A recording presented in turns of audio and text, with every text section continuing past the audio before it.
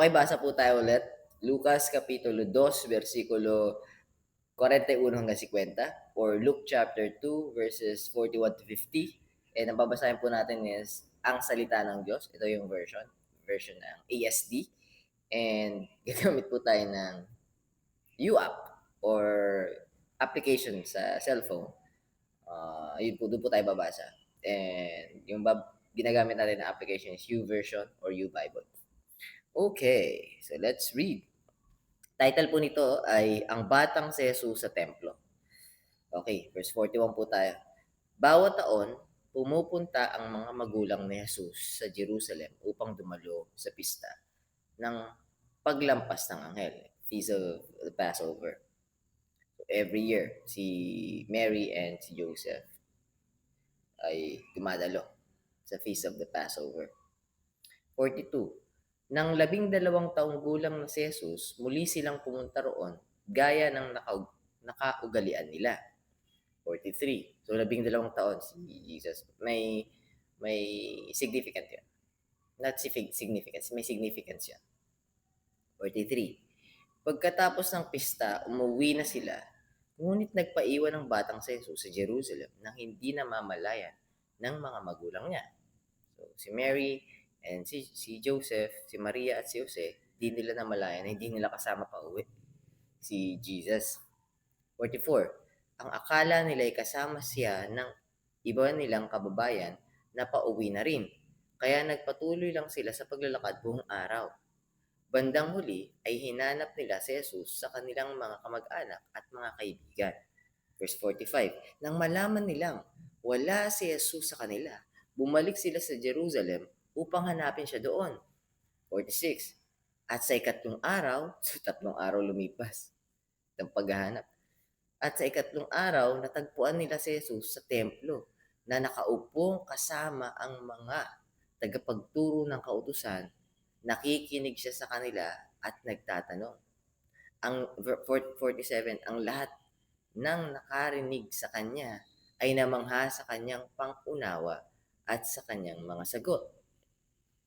So, ito yung sinasabi ko nung yesterday yata or nung day before yesterday. Yung lumalaki si Jesus, growing in stature, wisdom, and in favor. Tapos, dito makikita mo yung separation or pagiging, at yung pagkaka-consecrate sa Kanya at yung setting apart ng ating Panginoon sa iba. Kasi tingnan mo, 12 taong gulang, kasama, nandun siya sa templo. Nakikinig siya sa mga nagtuturo at nakikinig din sila pag siya naman yung sumasagot at nagsasalita. At namamangha sila sa wisdom na meron si Jesus sa edad na 12 taon. Bakit? Kasi nga, set apart siya. Iba siya sa ibang mga 12 taong gulang. Iba siya sa ibang tao. Yes, physically, in human's eyes or point of view, teka muna, tao ito. Kita-kita natin, tao ito. 12 taong gulang na bata ito. Pero lumalabas sa bibig niya, teka muna. Kaya namangha sila. So, pwede inisip na, teka muna, sino tong batang to? Pangalawa, ba't dami niya, kamangha-mangha yung mga sinasabi niya na hindi ito masasabi ng 12 taon. Gulang na bata. So, sabihin na natin si JB, nagdadagdag ka ng salita. Yung namangha na yun, pwedeng maraming ini-imply yun. So, kailangan natin maisip, ano-ano yung mga bagay na yun. Although hindi yun nakasulat, pero doon pa lang sa salitang namangha sila, alam na natin, amazing yung mga sinasabi ni Lord doon. Alright. Verse 47 po yun, no? Basahin ko lang po muli. Ang lahat ng nakarinig sa kanya, ay actually basahin ko 46. At sa ikatlong araw, natagpuan nila si Jesus sa templo na nakaupong kasama ng mga tagapagturo ng kautusan. Nakikinig siya sa kanila at nagtatanong. 47, ang lahat ng nakikinig sa kanya naman, ay namangha sa kanyang pangunawa, understanding, at sa kanyang mga sagot and his answers. 48, nang matagpuan siya roon ng kanyang mga magulang, nagtaka sila. tinanong siya ng kanyang ina, ni Mary, "Anak, bakit mo naman ito ginawa sa amin? Balisang-balisa na kami ng iyong ama sa paghahanap sa iyo." 49, sumagot si Jesus. Sumagot si Jesus, "Bakit po ninyo ako hinahanap? Hindi ba ninyo alam na dapat ay narito ako sa bahay ng aking ama?" Verse 14, verse 48, "Naghahanap kami ng iyong ama, ng, ng iyong ama. Balisang-balisa kami." Sabi ni Jesus, "Teka muna, kasama ko ang ama. Ba't kayo nag-worry? Kinag-aalala? Ba't kayo nababalisa? Kasi, di niyo ba alam, dapat kasama ko ang aking ama." Verse 49, sumagot si Jesus, "Bakit po ninyo ako hinahanap? Hindi ba ninyo alam na dapat ay narito ako sa bahay ng aking ama?" So, yung sagot ni Jesus kay Mary, ah, kasama ko ang ama. Alam ni Mother Mary, alam ni Mary kung sino yung tinutukoy ni Jesus. Tinutukoy niya ron, God the Father. Dahil nasa templo siya na pinagawa ni Haring Solomon or ni-reveal ni Haring Solomon. Anyways, 50. Subalit hindi nila nauunawaan ang ibig niyang sabihin. Okay. Parang sabi ko kanina sa 49 na alam ni Mary. Dito, subalit hindi nila nauunawaan ang ibig niyang sabihin. Okay. So, medyo malinaw yung text na yun. So, nung time na yun, hindi nila na-gets. Sino yung tinutukoy niyang ama. Pero alam ni Mary, and siguradong nabanggit niya rin kay Joseph yung mga bagay na nasabi sa kanya ng anghel na si Archangel Gabriel. So, dito malinaw na simula ng bata, sinasabi na, pinapakita na he grew on stature, wisdom, and favor. Tapos dito sa binasa natin ngayon, makikita mo na nagma-manifest yung paglaki habang umiidad, habang lumalaki ang Panginoon, ay nagma-manifest yung kanyang wisdom. Maaaring hindi pa siya nagpapakita ng miracle kasi may plano, may timing. Lahat ng kilos dito ni Jesus, lahat may ano yan eh, may purpose. And even to the point of death, may purpose. And actually, yun yung main goal. Yun yung main will ng God the Father to save us through our Lord Jesus Christ, through His Lamb, the Lamb of God. And yeah, I think medyo self-explanatory naman yung verses. Meron lang rumirima dun, lalo do sa nakikinig yung namangha sila sa pakikinig sa mga sagot sa pangunawa at pagsagot ni Jesus. Tapos siya naman din, kung makikita nyo, bakit kailangan niya makinig sa mga Pharisees? Ano yun eh? Para sa ating readers, pakikita rito na talagang fulfill ni Jesus following the Mosaic law and fulfilling the Mosaic law, but not abolishing the Mosaic law. But he abolished tradition. Talagang giniba na yung tradition ng mga Pharisees at mga Sadducees. Pero pinapakita dito na even though they are thinking incorrectly, alright, let me hear what you're saying. Even though I already know what you're about to say, but let me hear it. Spit it out. He didn't prevent them to say those things. Because the lost sheep, they've heard, there will be no false shepherd or hired shepherd that will be able to distract or mislead or blindly guide the lost sheep.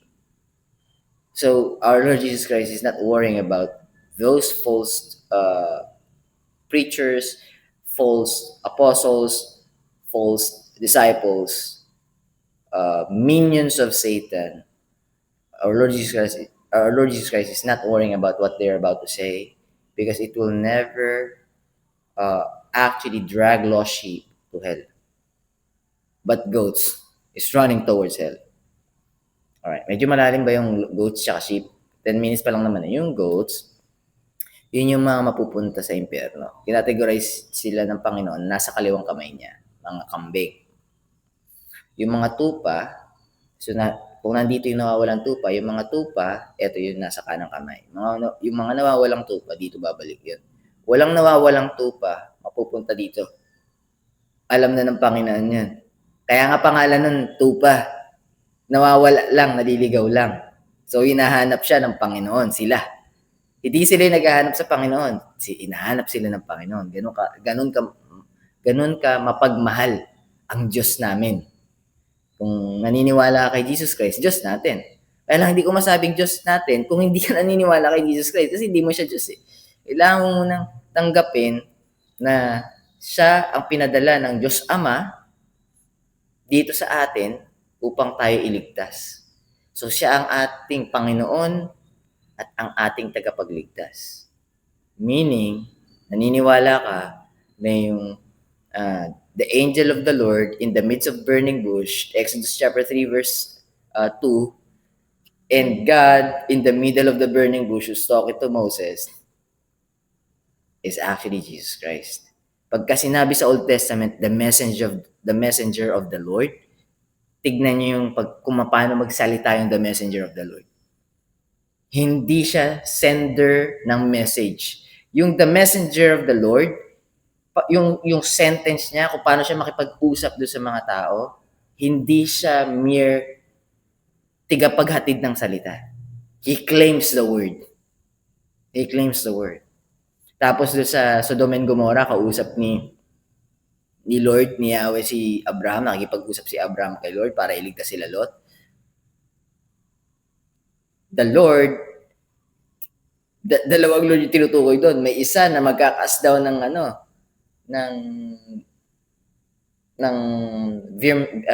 brimstones, fire from heaven, and then the angel of the Lord here, or the Lord here.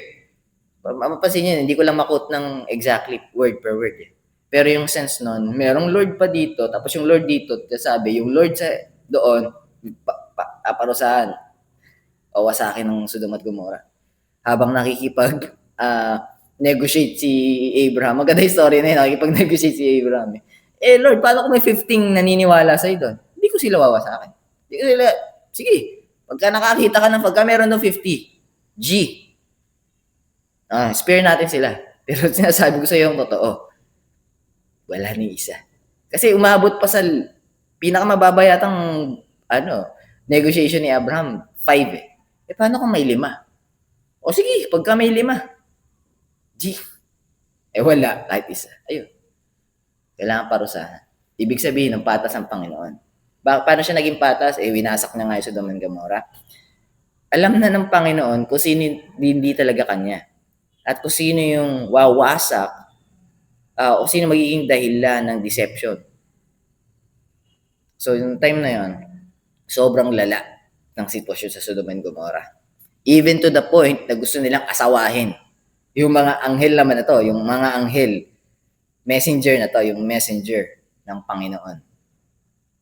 Na even si Lot, para lang maprotektahan tong anghel na to, dalawang anghel na to, eto na lang asawahin nyo. Yung mga lalaki sa Sodom and Gomorrah, gusto nilang asawahin, gusto nilang makipagsiping. Gusto nilang ikama yung dalawang anghel. Mga lalaki yun, ha? Sabi ni Lot, wag. Makiusap ako. Ito na lang, anak ko. Kita mo, willing ibigay yung anak.